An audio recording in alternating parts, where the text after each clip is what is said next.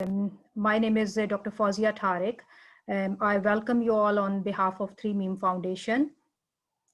So just to briefly mention that 3Meem Foundation has been working to help our youngsters to flourish in education, which is obviously is very important for our youths. Now this is the one of the series of webinars to guide in the different fields and to cover different areas of the careers. And this is the 8th webinar in this series. Now the reason behind is that there is always is a lack of school-based information provision and the advice to guide our young Muslims youths to help inform the decision making in the career and or the choice of the careers and the institutions. So we thought it probably will be a good idea to guide our youths as well as the parents about the different career available out there. So that's why we have invited different experts and the people who are actually working in that career to guide us and also to give the benefits and the downside of each profession so that our youths and the parents can make informed decision about the career. Now today's webinar is on the career guidance in the teaching in the primary as well as in the secondary schools here in the UK.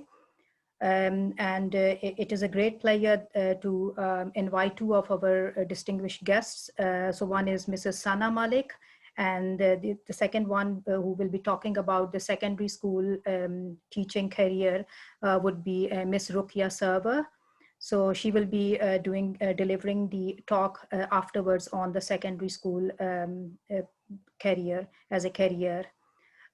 So our first speaker is Mrs. Sana Malik. And she will talk on how to become a primary school teacher.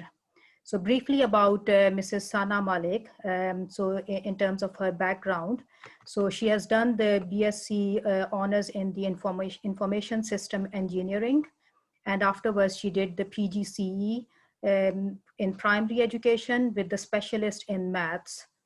Currently, she is working as a primary school teacher in one of the schools, and she is a year 3 teacher at the minute. And Sana has got more than 6 years of experience in this current primary school. And before working in this primary school, she has had experience of working as a supply teacher in the various primary schools in and around the Manchester area. So I will hand it over to Sana to do her PowerPoint presentation. So if I can just mention that if there are any questions, please put it in the chat box, and Sana and Rukia will be able to answer them at the end. So you will get a chance to get reply for all your questions in the end, inshallah. So over to you, Sana. Assalamu alaikum, everyone. I'm just going to share the screen. So let me just check. Can everyone say, can you see my screen, Fauzia? Yes, Sana, yeah, we can. No problem. Okay, so here it is. I'm just going to talk about teaching. And of course, my area is a primary school. I'm a primary school teacher, so I'm going to talk about teaching, especially in the primary age of the children. First of all, of course, I'm going to start by saying teaching. I absolutely love teaching. It's my passion, and I just think it's an extremely rewarding job. Of course, because you are spending so much time with the children and you're just developing their personality, it's such an amazing job. And it makes a big difference in their lives as well. And you see them growing and developing. So I will first of all say that's a very rewarding profession, and I extremely enjoy doing that. So anybody who likes working with children, I think is definitely a job that anybody can pursue. So first of all, I'm going to talk about the benefits, which I have always enjoyed as well and seen in the daily life. First of all, you have not every day is the same. I say that each day is different. It comes with different challenges. It comes with different things. You as a teacher, you're always learning yourself. I have in these 6 years learned a lot in my own professional development, because of course you as a teacher will be doing lots of subject knowledge tasks. You are always doing professional courses. And of course, I say I learn a lot from my children as well. They always give me new challenges, new things to look at. And of course, you also have to keep up with everything in terms of technology, with how things are at the moment. A lot of teachers I know in my school who were not very confident with things, but now if you look at them, they're experts in doing it. So you definitely develop your personality as well, and you learn a lot. Of course, as everybody says, sometimes like teachers have loads of holidays, flexible hours. I must say that the holidays that teachers have, this is like well earned. So it's not like, you have loads of holidays. We're definitely working through the holidays as well. But yes, I will say it definitely is beneficial, especially in terms of my own personal life. I'd say because my family lives in a different country and I always go and visit them in summer. In any other job, it is very hard, but in teaching, you get 5 to 6 weeks off in summer, which gives me a chance to go and see my family. Being in a different country is definitely useful. And being a parent, if you have children, definitely flexible hours helps, because when they are off in their half-term holidays, in their summer vacations, you are with them. And of course, you can bring work home as well. But I think after some experiences, you will know how to balance it. I think the first year, every teacher finds it hard, but with my experience now, I have managed to balance my life really well.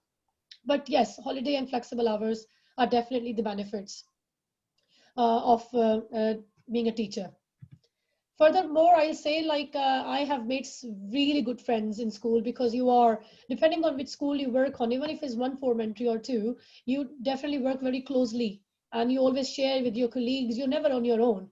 You always have people to talk to, and you get advice from everybody. So you definitely make really good friends, and it's like teamwork. Teaching is all about teamwork. You learn from each other a lot, like experiences, and you go and observe their lessons.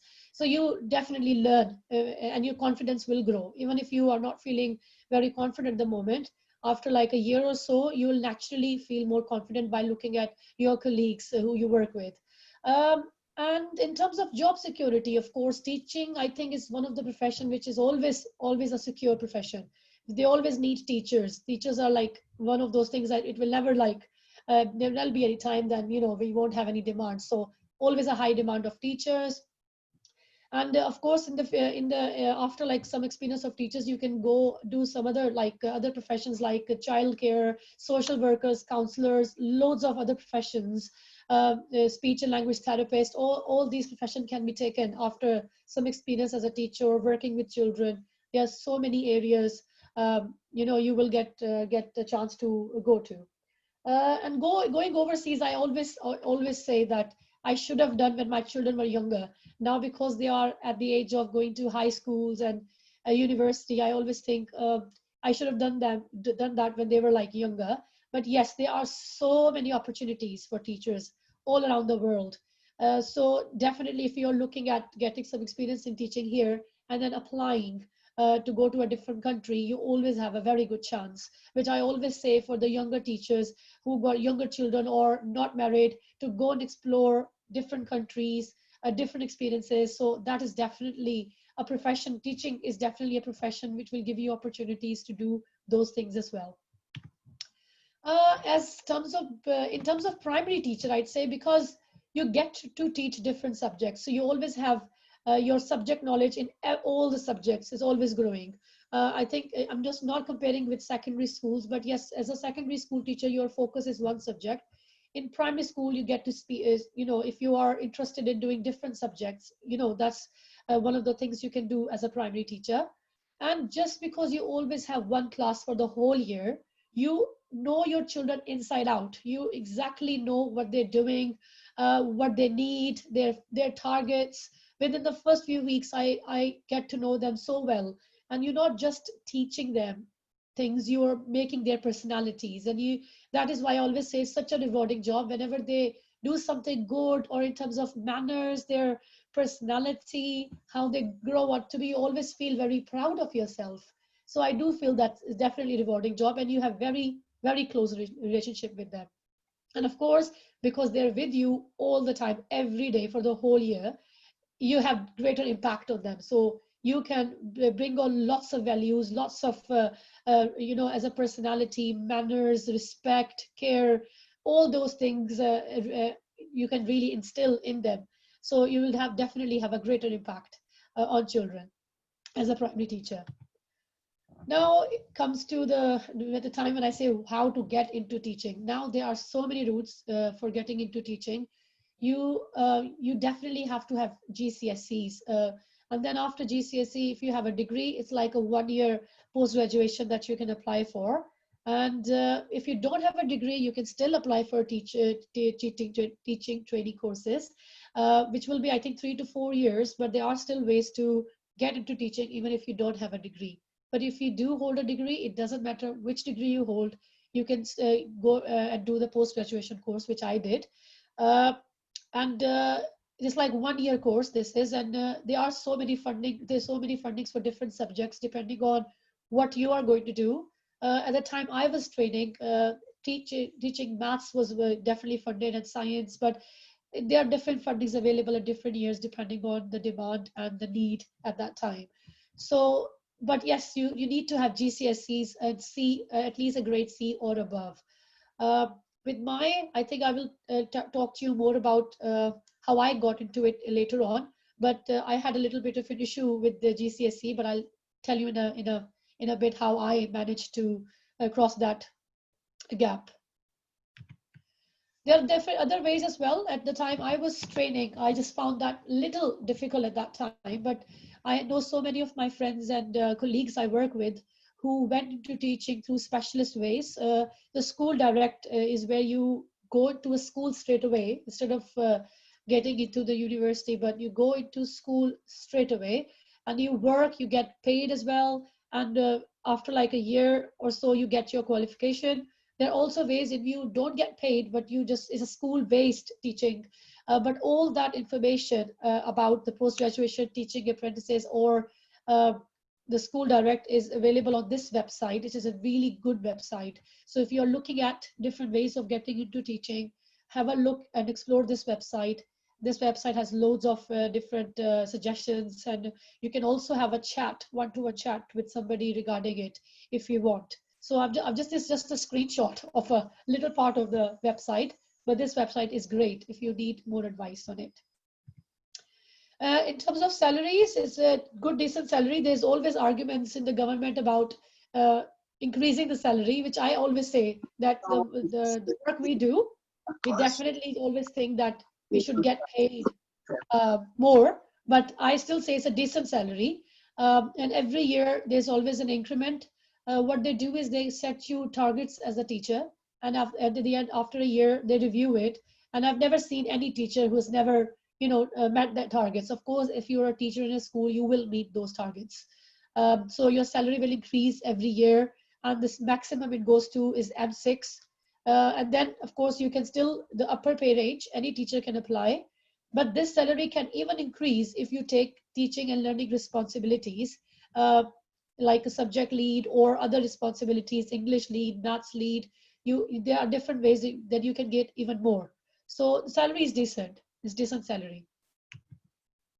Now it comes to my journey. I came from Pakistan and I did my matric exam from Pakistan and came here, and I did my A levels. It was interesting because I did my A levels in IT, maths, and science. But and then of course I did BSc honors in information systems engineering.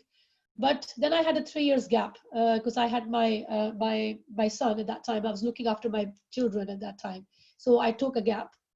Then when I applied for post graduation, they said you don't have a GCSE.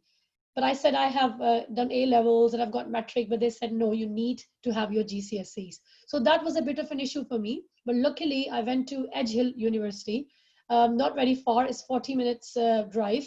It is far, so but it's not in Manchester. But that was the only university at that time which was offering a GCSE equivalent courses. So I had to pass my English, maths, and science GCSE equivalent courses.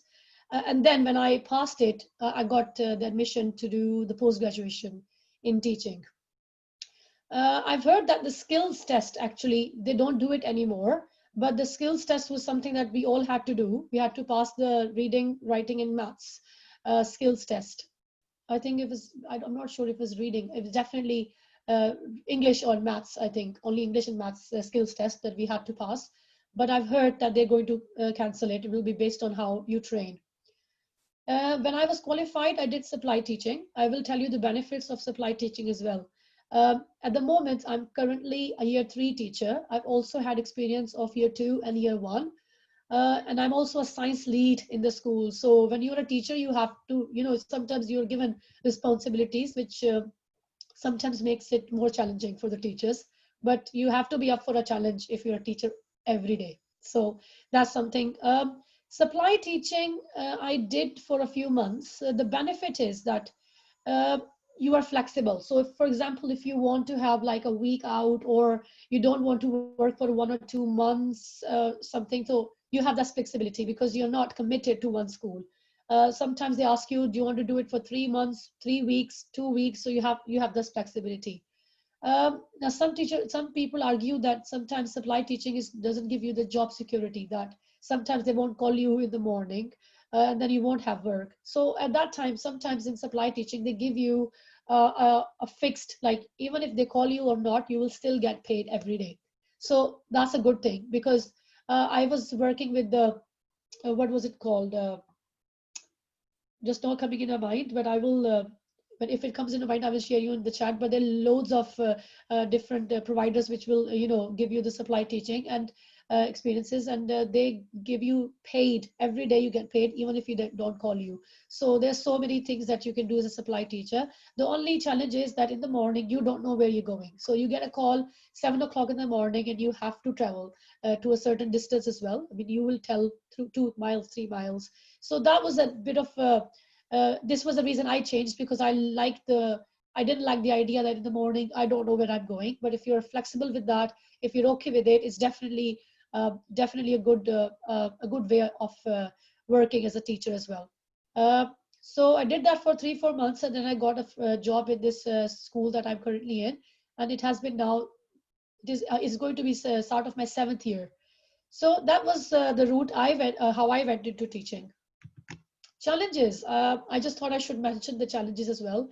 Of course, I've talked about all the amazing things, and I still will say that this is an amazing profession in every way, rewarding, and you feel really proud of yourself.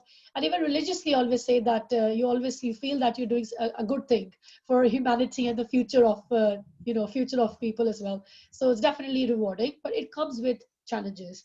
Workload is a lot of workload. You will find it definitely challenging in the beginning, but slowly with some time management and with your organizational skills, you will manage it. But there's lots of planning, marking, behavior management. You have to be on top of children. You will sometimes also have challenging children, especially children and mental and health issues.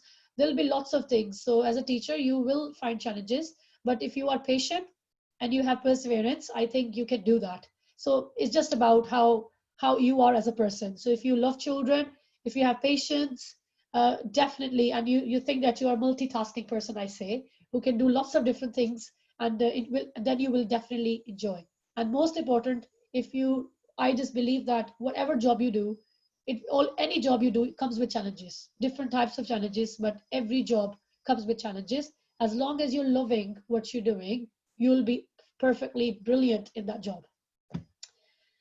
At the end, this is my name, Sana Malik, and of course my email address. Please feel free to contact me, asking me any questions regarding anything, and I will be more than happy to help you. So this is my email address, and I think I will stop here now.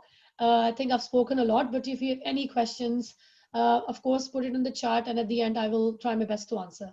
Thank you. Thank you very much, Sana. That was really good. I mean, I can see from your talk that how passionate you are in the teaching. And I agree with you. I think, I mean, it's a very important job. And from the religious point of view, the teachers are obviously your spiritual parents, isn't it? So, I mean, Definitely. that's very rewarding. And I agree. I mean, I actually forgot to mention one thing. Whenever I have my parents' evening, the amount of appreciation you get from parents, like they say, "Thank you so much, Mrs. Malik, for doing this and that." You just feel overwhelmed. You just think like, they really, really appreciate you. Excellent. Yeah, no, that's good to know that parents do appreciate it as well, A because lot, a sometimes you lot. feel like in many professions that you don't get that acknowledgement or appreciation you deserve. But I mean, Yeah, it's no. great to hear that Yeah, actually in yeah, no, no. profession you. Always you get the appreciation. Sometimes they call me like, "Oh, you're like a second parent to my child." So, and they've done this and they always say thank you all the time. So definitely, I get overwhelmed when it's Parents' Day. That's fantastic. So, Sana, please stay online, and inshallah, we'll ask you a lot of questions at the end. No problem. Because, yeah, it was a brilliant talk, very fascinating. Thank you very much. No problem. So and now I will just like to introduce my second guest speaker, who is Miss Rukia Sawa. So briefly about Rukia, she has done the BSc honors, and then she has done the masters. She's a very good friend of mine, and just to share with you, we did the masters together from Manchester University in medical and molecular microbiology. And then Rukia went on to do the PGCE afterwards. And now, mashallah, she is a secondary school science teacher with over 10 years of teaching experiences. And she has worked in the various educational settings all over the Greater Manchester. Alhamdulillah, she is also an examiner for AQA GCSE science exams. Currently, she is responsible. Her responsibilities include the science GCSEs, and as I mentioned, she's also an examiner for GCSE as well. So I will hand it over to Rukia for her presentation. So over to you, Rukia. Thank you. Hi, can everyone see this? Assalamu alaikum. I'm going to be talking to you about how to become a secondary school teacher. Now, a lot of the things that I had actually planned on talking to you about, Sana has actually covered already. So I'm just going to skim those bits and concentrate on that which affects secondary school teaching in particular. So I'm going to start off with the entry requirements needed at a school level. So in terms of education, you need 4 or 5 GCSE grades, 9 to 4, in the new grade setting, or in the old setting, it's A stars to C's. English language and mathematics are the 2 subjects that you have to pass. In terms of A levels, 2 to 3 good A levels in any subject is perfectly acceptable. I'm just going to make this a little bit bigger now. There. Oh, that didn't work. Go back to that one. There we go. That's better.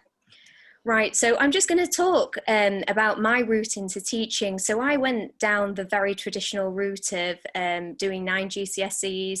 I didn't really know what I wanted to do, but I knew I wanted to do something sciencey. So I did biology, chemistry, English lit at A level, and school made us do general studies. And then I dropped geography in my lower 6th and just continued with those 3 subjects at A level.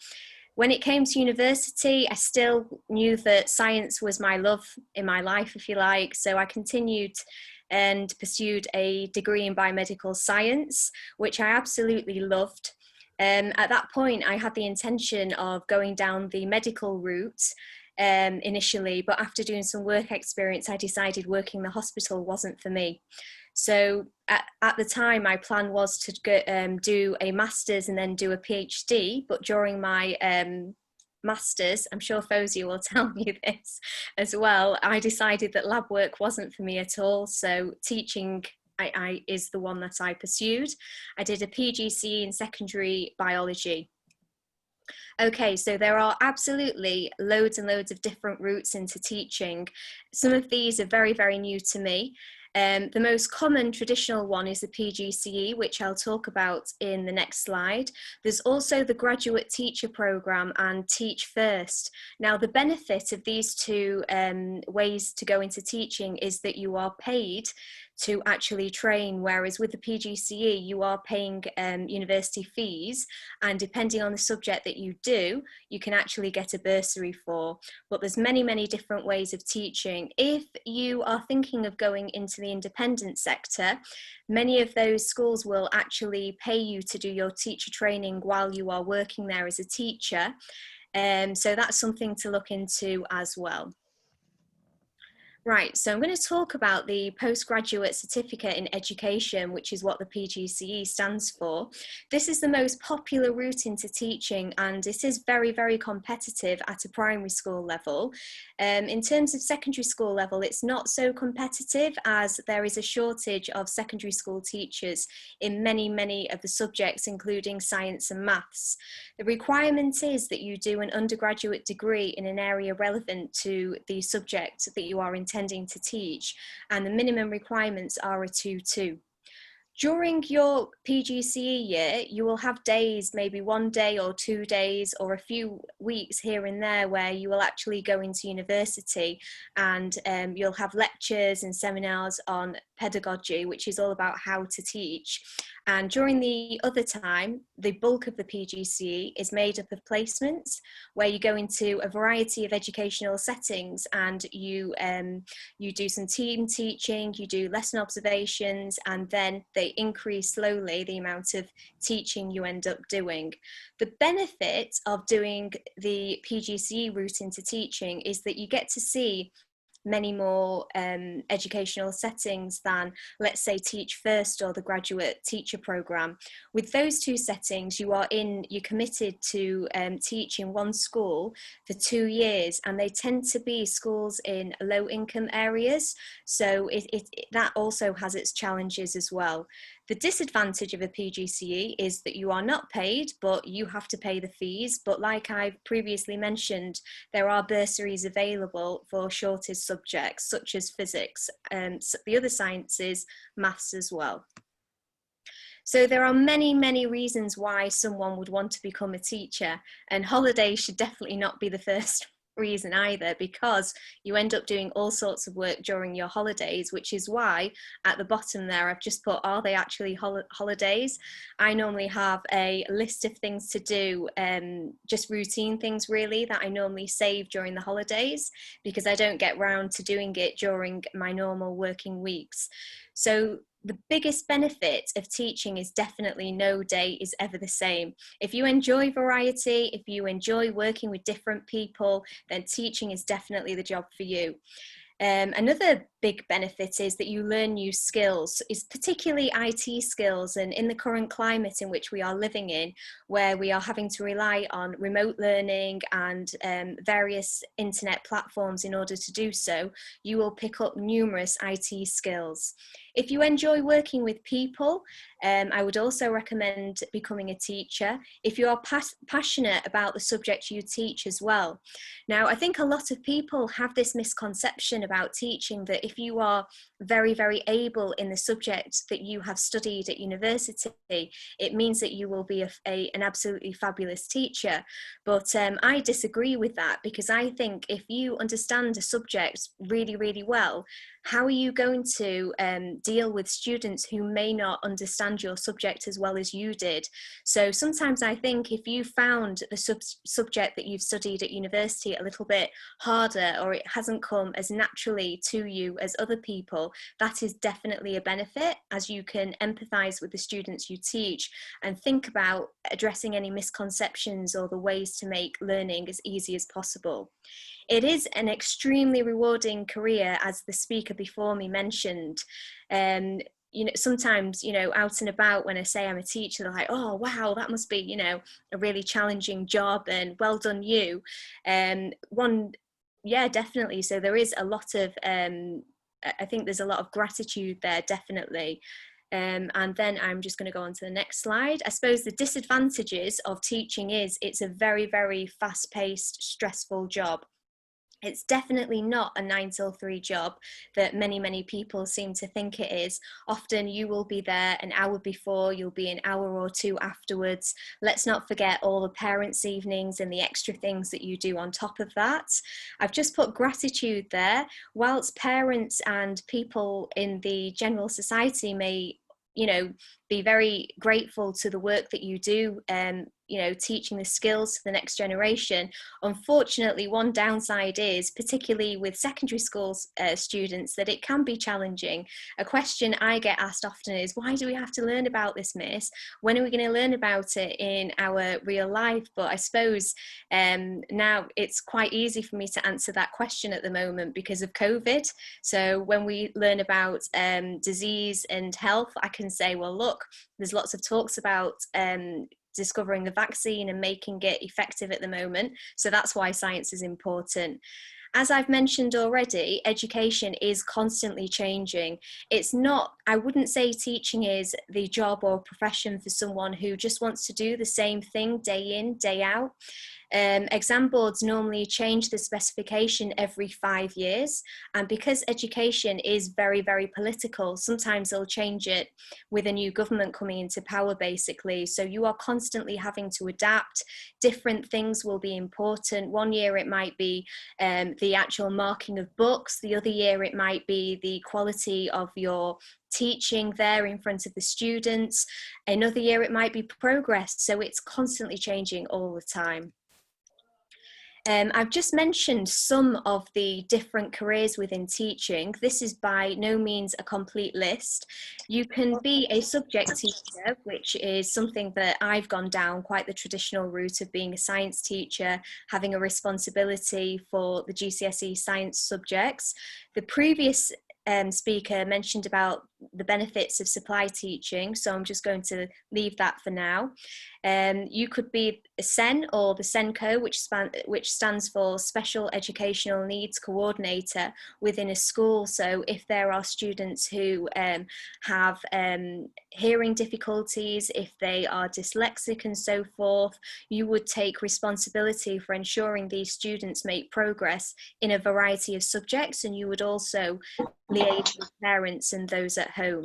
You may want to work in a PRU, pupil referral unit. So these are for students who going to a conventional secondary school has not been successful for a variety of reasons, but the most common one is behaviour. When I hear about people working in the PRU, that's my worst nightmare, but some people absolutely love it. They love the challenge of working with students who pose, I suppose, behavioural difficulties and so forth. You may want to work in a special educational needs school where it's not always about getting the best grades at GCSE or A-level, but it's about getting progress and learning the life skills needed and giving them the opportunity to have an education and to learn those social skills that come with going to school. I've had colleagues and people I know in the past who work in a hospital school, so that would be providing an education for students who are in hospital for a long time with long-term illnesses.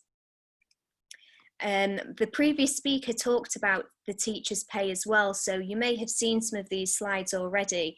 Everybody starts on M1, and then you have appraisals at the beginning of every academic year. Depending on whether you pass the appraisals, you will progress on to the next. Now, you might be thinking that might be quite difficult in secondary school, as one of your 3 appraisals will be based on exam classes and students achieving certain exam grades. However, as long as you can say that you have done X, Y, and Z to support the students and maximise the amount of progress they can make, most schools are happy with that. If any of you do become a teacher and end up looking for a teaching job, I strongly recommend that you look into the school's policy with regards to pay progression, as all schools are different, and the choice of whether you progress lies with the head teacher and the board of governors. Okay, so once you've completed perhaps 6 years of teaching, you then progress on to the upper pay scale. In addition to those, you could become a lead practitioner. So this is instead of the excellent teachers or the advanced skills teacher salary, which was about when I started teaching, you will be expected to do different additional things in addition to your teaching, such as looking after NQTs, newly qualified teachers, observing them, for example, and other PGCE students. So you can, they have a separate pay salary to other teachers. In addition, if you have a responsibility, you get extra money depending on the level of responsibility as well. I've just included the range for the head teachers there. There's a massive, massive range. It starts around 47,000 and it progresses on to 117,000. That's dependent on the size of school. So the bigger the school, the bigger the salary for the head teacher. If you then progress on to the leadership pay, so this is for people who might be an assistant teacher, a head teacher, people who have responsibility for initial teacher training within the school. You are no longer on the main pay scale, you're on the leadership pay scale. That starts around 41,000 and it progresses on to 117,000. So yes, the pay in school for teachers is not bad at all, but it's one of those progressions that it's one of those careers, that the higher you go, the more you are expected to do. It's not one of those where you've got people that you can sort of delegate the work to. You are expected to do much, much more work the higher you progress within teaching. So I've already talked a little bit about the subjects that I did. Fauzia has mentioned that I actually met Fauzia during my master's, and I've done the PGCE secondary biology. With my PGCE, I can actually teach in sixth form colleges as well. So the school that I currently teach in, I also teach A-level biology, which I really enjoy teaching the older students and teaching my subject to a higher level than Key Stage 3 and GCSE level. In addition to becoming a teacher and teaching students face-to-face, there are many other roles that you can go into after becoming a qualified teacher. So you could work for an exam board where you develop learning resources. You could write the public examinations as well. Something that many teachers do for their own CPD is become an exam marker. That's something that I have done for the past 6 years, I think. So every summer I have a deadline of about 3 weeks to mark a quota, a certain amount of GCSE exam papers. You could work at university, you could teach other students about how to become a teacher, or you could be involved in delivering CPD for teachers. And I've just included there some websites that you may want to go on to if you are thinking of becoming a teacher. You can find much more information on there. Thank you very much. That's it from me. That's fantastic, Rukia. Thank you so much. That was very useful oversight of kind of like a teaching as a career and how to get into it. That was a brilliant presentation. So can I ask a question, Rukia and Sana, both of you? I'm sure, I mean, as we see around as well, I mean, with our youths and with our own children as well, how do you deal with the challenging behavior in the school? I'm sure, I mean, they will be very strict. I mean, you can't do what you can do it at home, that you can just kind of like ground them and tell them to go to their room and not to come out for full day. So how do you deal with it? So if you can, Sana, if you can, please reply first. And Sana, you are mute. Realize it was on mute. Yes, in terms of challenging, of course, it depends on what type of a challenge is that. Is it like a learning difficulty, or is it like a behavioral? But I think of course, in every school, there are different policies and different behavior systems that you have to follow. But definitely, every year, as I said, it's like I've had different types of challenges. Of course, you have a point of call like the SCN lead, and you have a designated staff members that you can refer them to. But as a teacher, you definitely find ways of dealing with the behavior in terms of, I think, sometimes you get one-to-one support, like for the children in your class, and you have an adult who as a one-to-one support for those children. But I think sometimes it's like once you get that relationship going, once you have that close relationship, it gets easier for the teachers to deal with the behavior. So sometimes I have to stop my teaching, of course, after giving all my students some tasks to do. I go and speak to the children who are displaying those behaviors, and after having a chat, it becomes easy. But then again, if it's not under your control, you have your designated leads that you can go to, the support. You always have that support in school. Thank you. Rukia? Okay, so I completely agree with what you've said, Sana. The only difference is secondary compared to primary is we have to deal with all the hormones as well and the behaviour that comes with that. So I think my approach to dealing with bad behaviour, if you like, or unacceptable behaviour has really, really changed as I've become a more experienced teacher. It's a skill that you learn. So you know that with some students, you need to be very firm and say, no, that's not unacceptable. Go and stand outside, calm down. Whereas with the others, you have to sometimes perhaps have a very sort of softly approach. They don't like a big deal being made.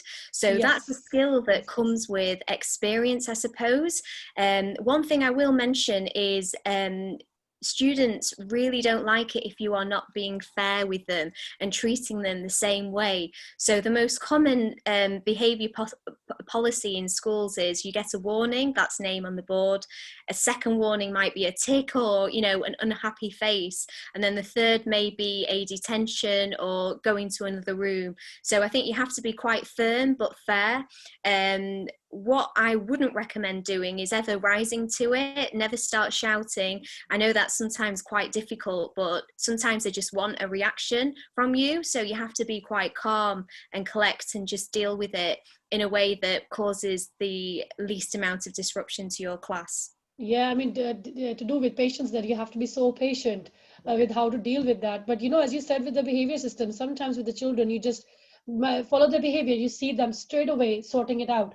But some children putting their name on the board actually makes it worse. So you have to go and speak and kind of like getting them ready that, do you understand? This is what's going to happen. So, as a teacher who you have to kind of like, how to deal with children in different ways.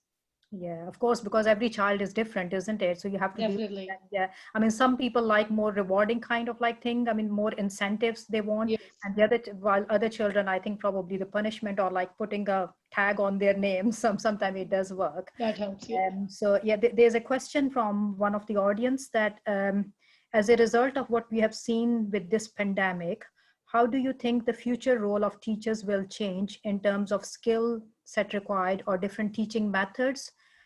Or just an increase in the distance learning? So who wants to go first? I would say, of course, what's going on at the moment, what I've realized, and I've seen that some teachers struggling with that as well, that you have to, either if you're not, you will develop it, but it's the your strong experience in using technology. Because whatever you're teaching, you have to deliver it like online, like we're doing now. So for some people, this is quite challenging to be on the screen.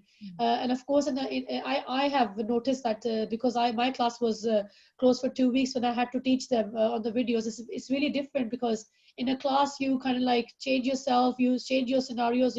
You don't know what's happening in the video. So definitely technology and you get the support as in the school as well to develop your skills. But that's the key thing, the use of technology and the confidence and trialing and errors and stuff like that.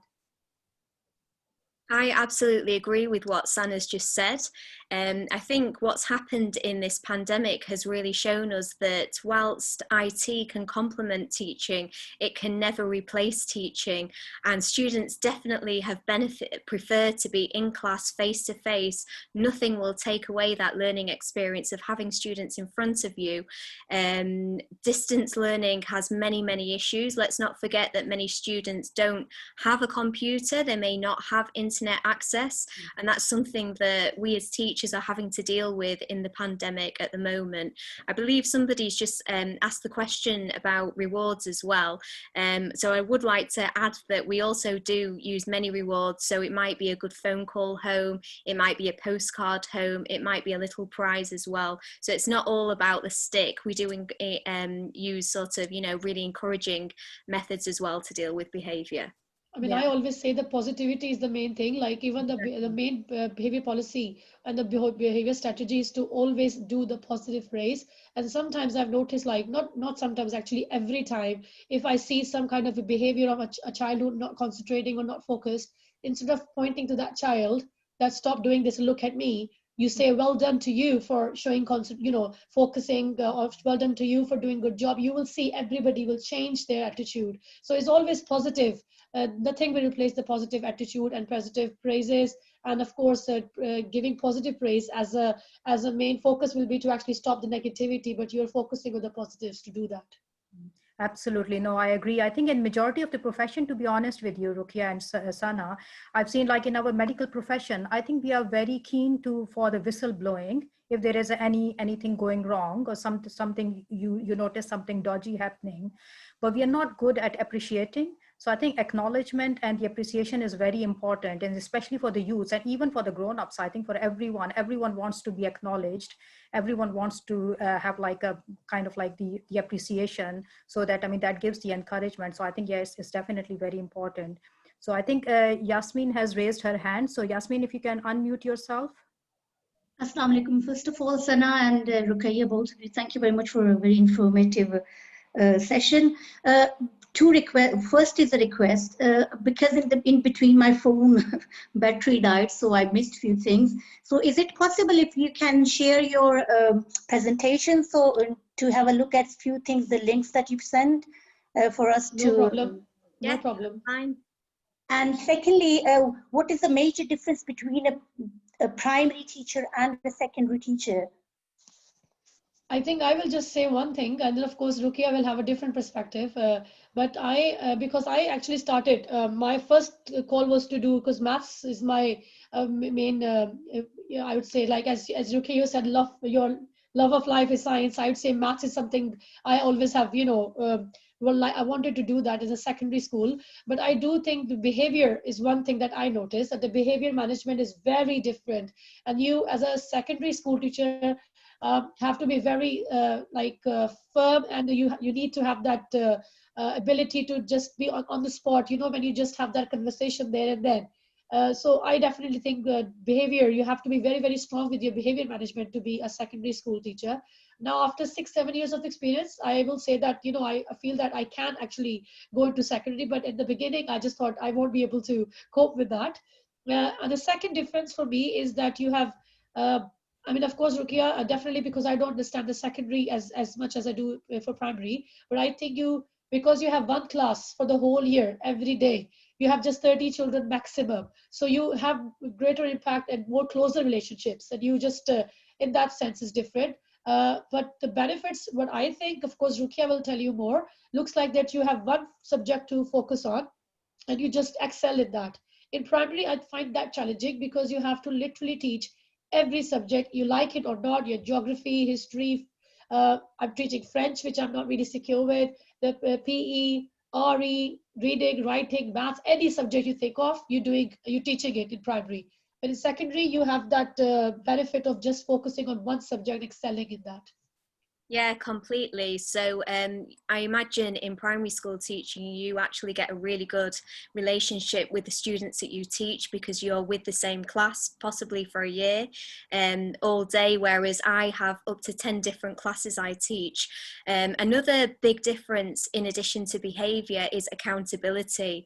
So as teachers, we are accountable for the GCSE and any examination classes. If our students are not performing, the first people who are asked as to why students are under target are the teachers.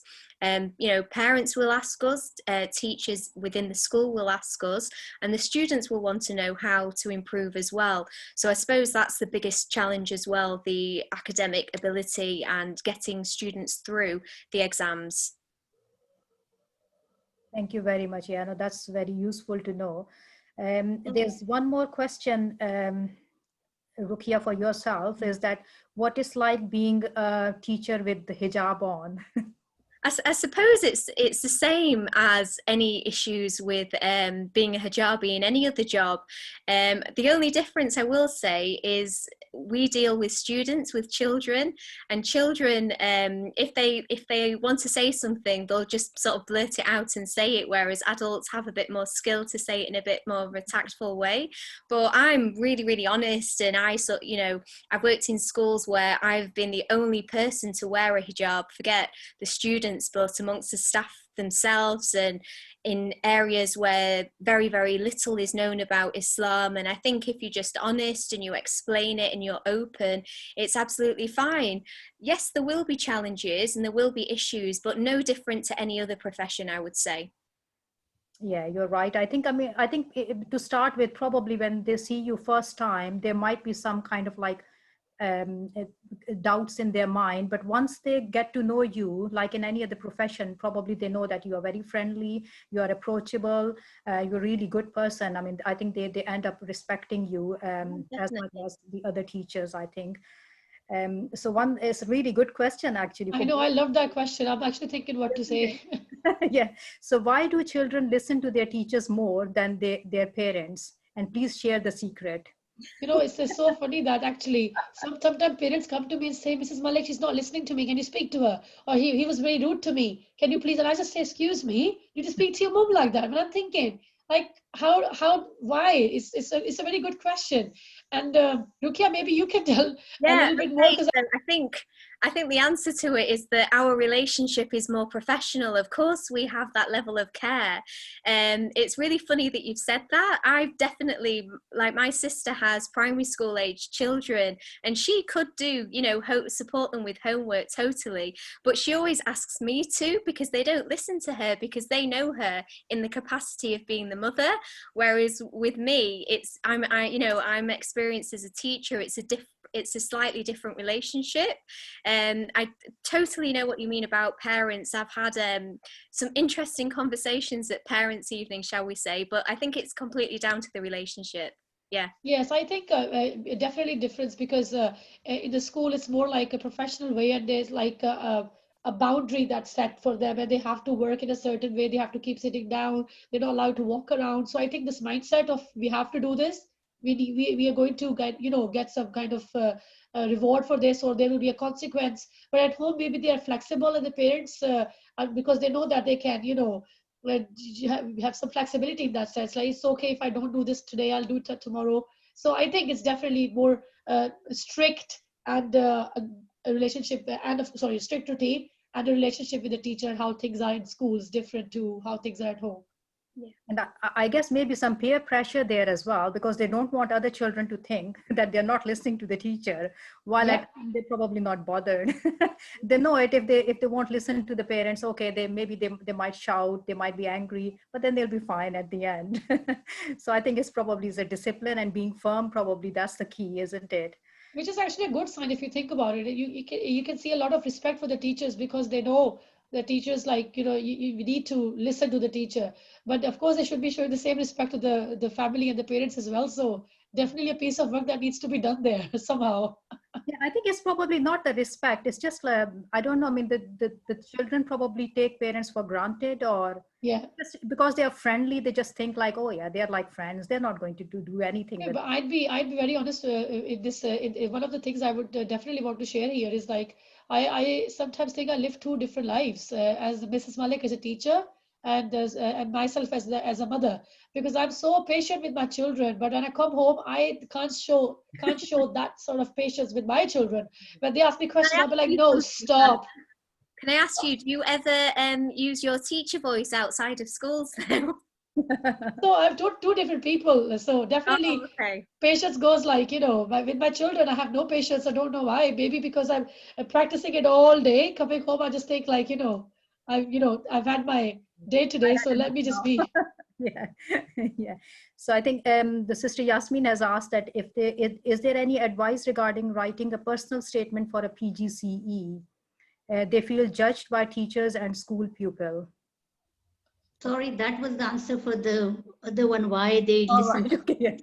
I don't know how to reply that. But I wanted to, both Sana and Ruqayya, actually I wanted to get into teaching, but I don't think I was guided right, or probably I didn't make an effort. But last year when I found out that I need to have a GCSE in English and Maths from UK, which obviously was not a problem to get, but that was not the right time, because it was October and no college was going to take me on for that, so which I am doing this year now. And now I want to apply for PGC place starting in 2021 for September, and I have to write a personal statement. So what advice can you give me to write that down? What should I include and all that?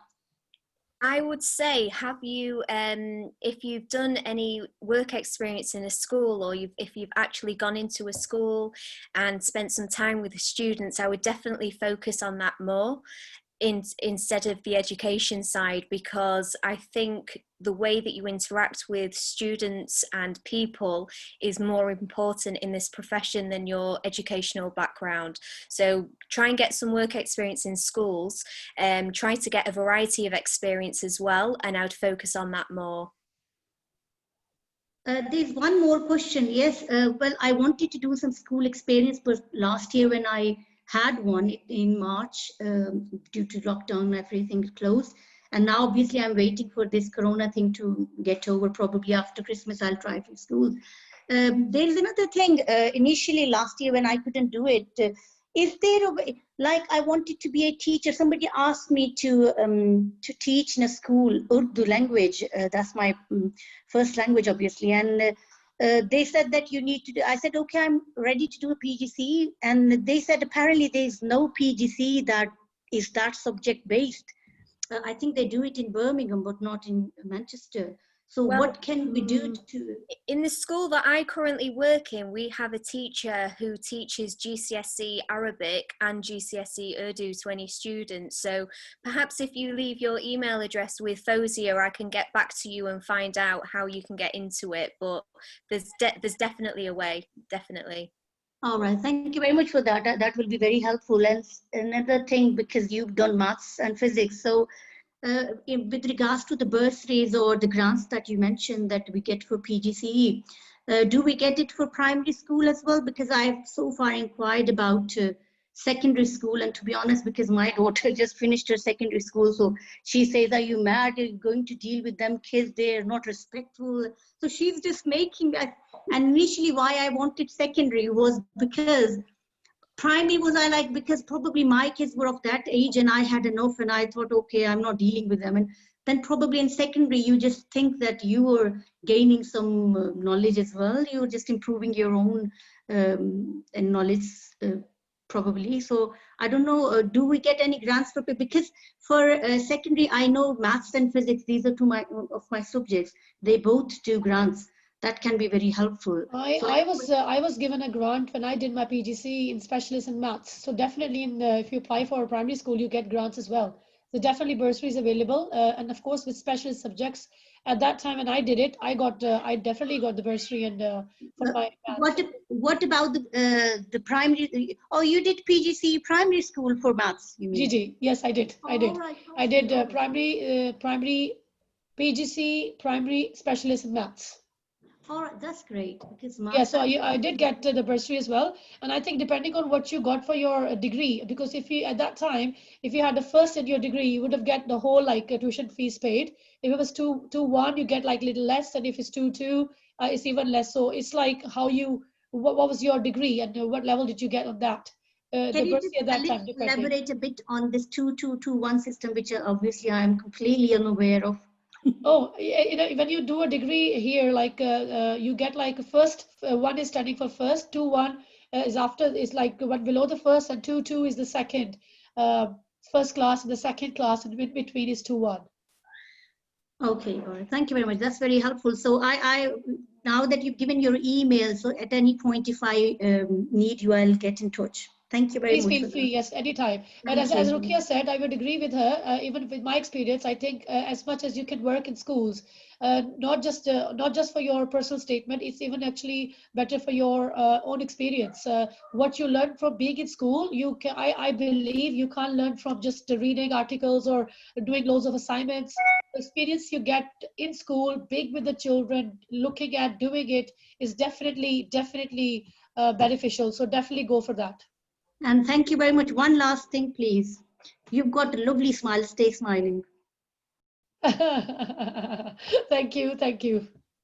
I think being teachers is very important to have those smiles on your face. You know, when a child comes in school, they have to see a smile on your face, so that straight away they can have a good. They can think of you going to have a good day. Brighten their day.